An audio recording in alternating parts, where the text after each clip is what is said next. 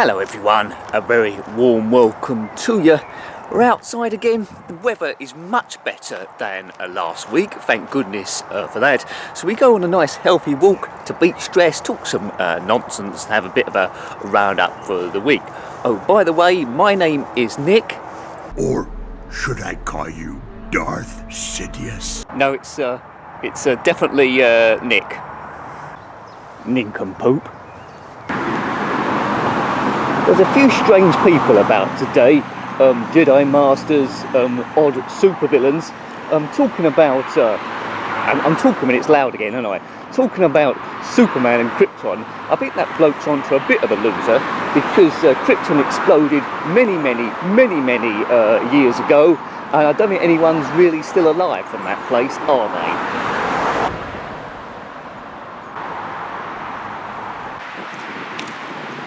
I exist only to protect Krypton. Hope you've enjoyed the videos this week. Tend to do about 6. You might have watched one, you might watch all of them, but I'll just quickly touch on them. I won't go into any great detail. I think my favourite one was probably Jet Set Willy does the Great Pyramid. That's sort of like a mod and a half. So look, some mods do more than others, and this does a lot. The other one was sort of like Aliens on ZX Spectrum, where it's a bit of a suspense, shoot 'em up sort of thing, but I ruined it by going on a bit of gun-ho, and really you need a bit of patience there to get the best out of that game. I sort of like smashed it a little bit. And what else did we do? I've got notes so I don't forget. It seems like another lifetime ago. We looked at Xiphon, which is a 2D scroller horizontal game, where you control a wizard who has to get a magic potion from a castle to give him ultimate powers. Don't know why a wizard would have ultimate powers there. The other ones were a Bimini Run on the Sega Mega Drive, which may be a little bit seasick, where you control a boat doing various missions of a guy called Benji. Only come out in North America, that game, and I think I know why. I always play these games from the first or second impression of them. If you played it a lot, you might have got a bit more from that game and known the finities to it. And the other one, which I struggled a bit on the emulator, went up yesterday, is Crash Team Racing. Heavily influenced, of course, by Super Mario Kart, as a lot of them were. A nice fun game, so apologies if the gameplay wasn't exact 100% to the real software, but I tried my best with it. I think the PlayStation will probably be like a one-off one we do. Any other games will be done on the real hardware, I think, just to get that better bit of authenticity, so the resolution looks the same. I had to mess with it a little bit, but my favourite is definitely that Jet Set Willy mod there, yeah.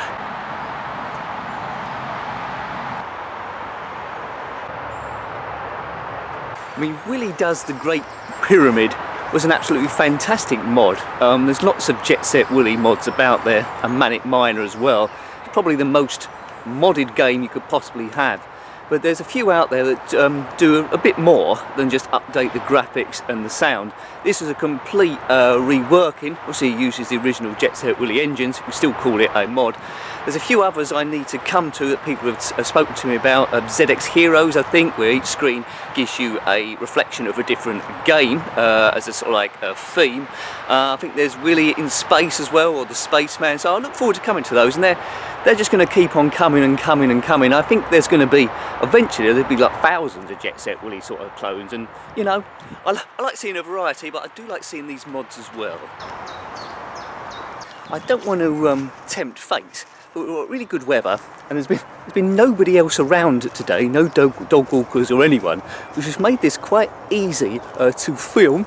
There's the bench there, so let's have a little sit down, and I'll cover a little bit of news that I've seen in the week. People seem to worry a lot these days about their age, like, oh no, I'm 30, oh no, I'm 40, oh no, I'm 50, oh, I'm 60 in 5 years' time.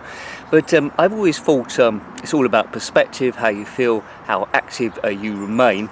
I've always said as well, you're not old until you're in treble figures. If I ever get to treble figures, I'd probably say I'm not old till I get to sort of like 4 figures. This comes to now reminds me of the story, which I come to recently.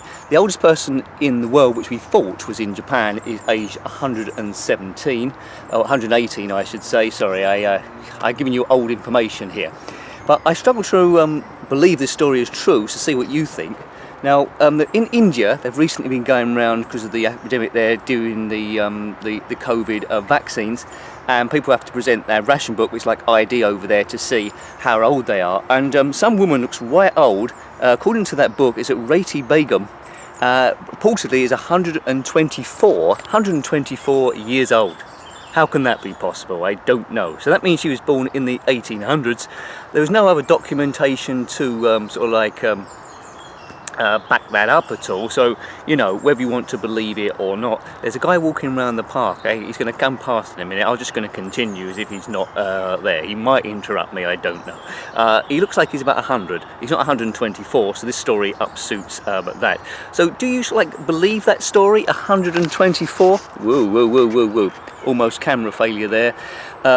Yeah, 124, that's pretty good going. So I'm 46 now, so that means I've got, what, about another 80 years, which probably gives me enough time, possibly, to review every ZX Spectrum game ever, if I have just about enough time. So yeah, do you believe that story or not? Let me know. Right, let's get going.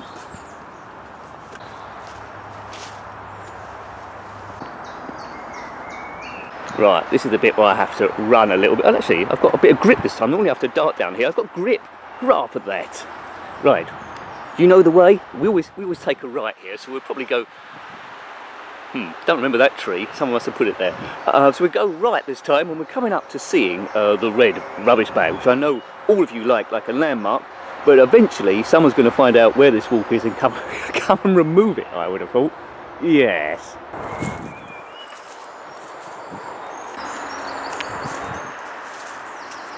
And we reach the familiar clearing where trolls live, like in the Hobbit. Excellent. I don't know who comes down here and cleans this up. Oh look, there's a bit of rubbish there. I was going to say that the rubbish is much less than previous times, but people keep coming down here. But I don't know if it's National Trust or someone, they do clear it up originally. So if you're, finally, I think if you're from the National Trust or you help cleaning the wooded areas, a big thanks to you, because you keep these places really, really special. You may have seen this story or not. I thought it was quite amusing, then I was a little bit worried. It's one of those headline grabbers. But Turkey is suffering from sea snot. Yes, that's right, sea snot. Nick, what's sea snot? Well, it's quite a big problem, really. It's a layer of organic matter known as mucilage, I think, or mucalgae. And it's been growing exponentially. Normally it's not a problem, but it's been growing in big swaves, like big matting, and clogging up harbours near Istanbul, right over the water, so ships are like cutting over. I might get a couple of images over this if I can do, because it's very hard to explain.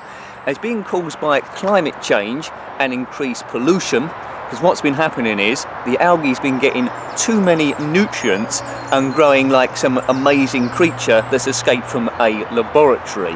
I mean, I don't know if this is going to be an increasing problem to the point where the boats are stuck in the harbour completely. Now they can't like put poison down for it, because it will like kill the fish and be more damaging to the sea life. So that's sea snot. Now, if you're in trouble with sea snot, let me know. But I'm hoping it doesn't go onto the land. There's no chance of that. But imagine land snot overly dominating the forest. That would be absolutely hideous. Can't see any at the moment. No, I think we're okay for the time being. But sea snot, that's something I don't want to have to contend with. And we move through the woods, a bit like that muscly bloke, Arnold Schwarzenegger, from Commando. I'm very much like him in a large number of ways. We've seen Yoda today. I think we've seen General Zod. That's who it is. We haven't seen Superman, unless he was heavily in disguise. I might need his help at some point, maybe.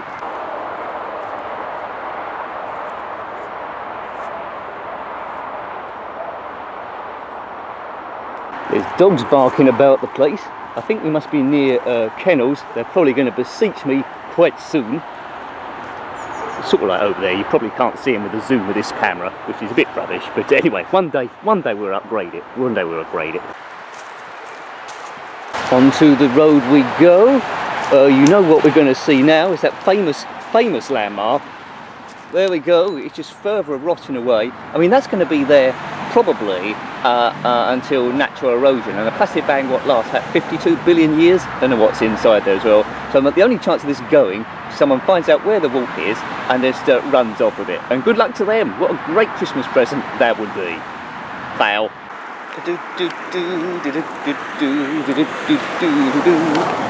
Right, to the bit where I normally split my... No, I don't normally split my trousers, I almost split it. So there we go, we're on board going over a stile, which I'm sure you know how to... Oh my God, I'm sure you know how to do. It's a little bit overgrown down here, which makes me a bit worried about the thorn bush bit coming up next. Doesn't look too bad from first looks. I think next week I might have to try and do this walk the other way round, because we're going to end with a vineyard, which is a bit uphill. Whoa. And my slight worry is that vineyard might be churned up a bit, which makes it a bit hard to get around. Oh, I can hear a tractor. Filming might be limited through here.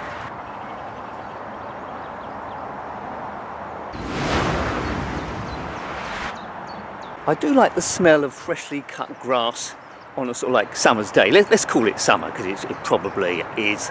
As long as you don't suffer from hay fever, which I don't, although I believe you can develop it later in life, it should be fine. Now, I mentioned a bit earlier on, you might remember it, about that 124-year-old woman in India, potentially, then I said like age is going to be no barrier. Now this leads me on quite nicely to the Indiana Jones film that's currently being made. It's the 5th instalment. Harrison Ford is in it again, following Raiders of the Lost Ark, Temple of Doom, The Last Crusade and Kingdom of the Crystal Skull. But this time, Harrison Ford is 78 years old. Now I've seen a picture on set of him in these Indiana Jones clothes, and you look at it and you think, I don't care if he's 78 years old, it's not obvious, he holds it well, and he's going to play that character brilliantly. So I'm really looking forward to that. I mean, do you want, it's oddly, because in the full film, Kingdom of the Crystal Skull, I thought he was a bit too old for it. That was a long time ago now, was that over like 10 years ago? Yeah, so, you know, 78, it doesn't really matter. I wouldn't mind another one made when he's in his 80s. What about Indiana Jones and the Revenge of the Turkish Sea Snot? That'll be good.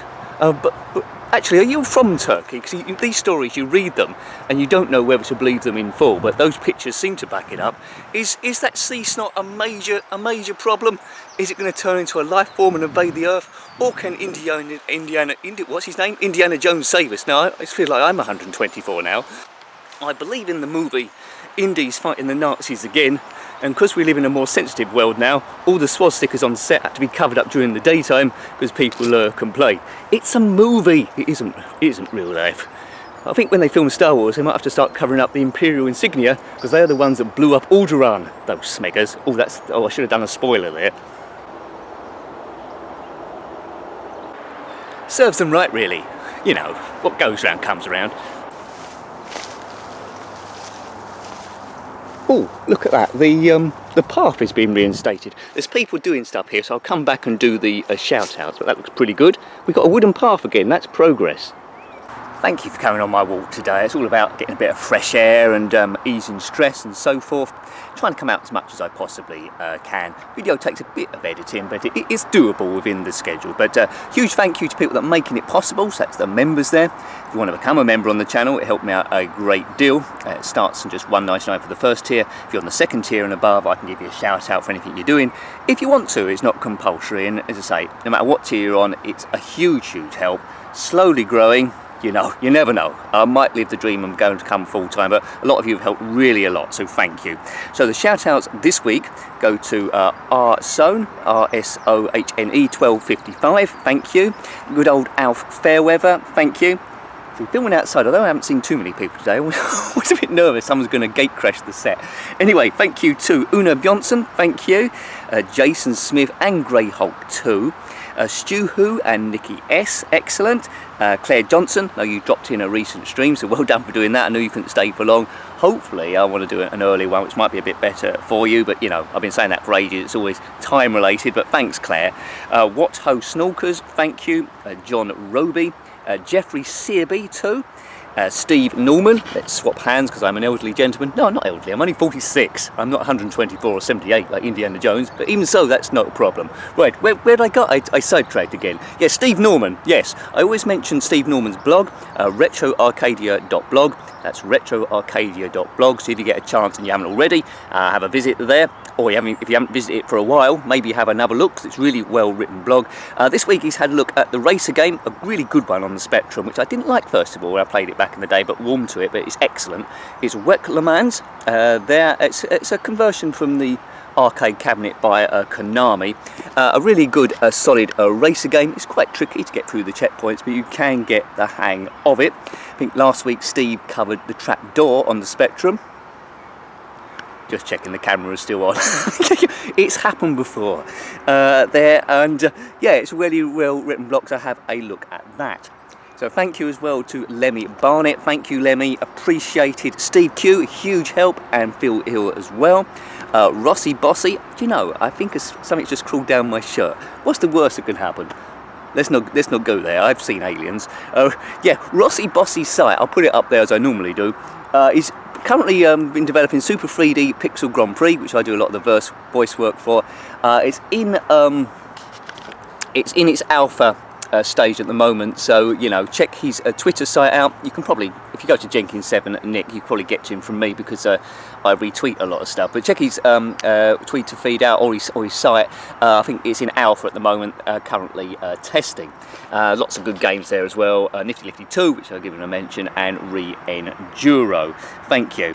Special thanks also to Chono Baggy, Jason Holmes and Andrew Gibson. Thank you everyone, really appreciated there. And the 6 of you on the upper tier, which is absolutely fantastic. Thank you very much indeed for that. There's Colin Hode, good old Colin Hode, Martin Rymel, thank you, Martin as well, Richard Mitten. Hopefully that kilogram of jelly beans you was eating hasn't made you too ill. Have you got any left? Let us know. I bet you haven't, have you? If you're anything like me. Big thanks also to Tom, Graham Bedke. Now I know you've been quite busy at the moment, so hope all is well. Graham, my friend in Australia, and also to Jules M. Now Jules has a number of sites. This time we're looking again at myoldtoybox.weebly.com /board games, but if you go to myoldtoybox.weebly.com, it will be there on a board games link.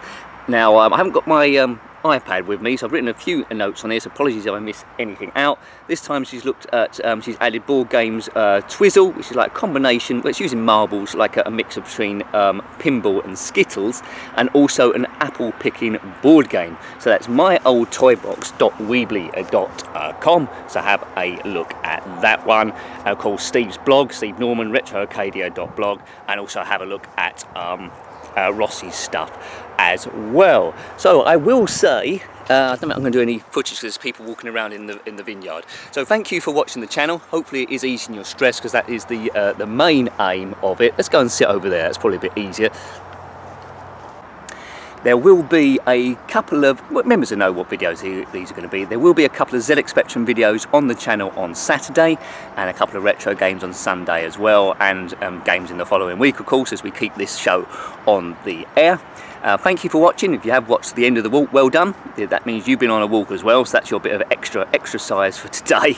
Have a good evening, have a good Friday, have a great weekend, and until next time, take great care of yourself. Watch out for super enemies and Superman, wherever he may be. Until next time, take great care of yourself, and are very fond. Goodbye. Goodbye. Goodbye, E.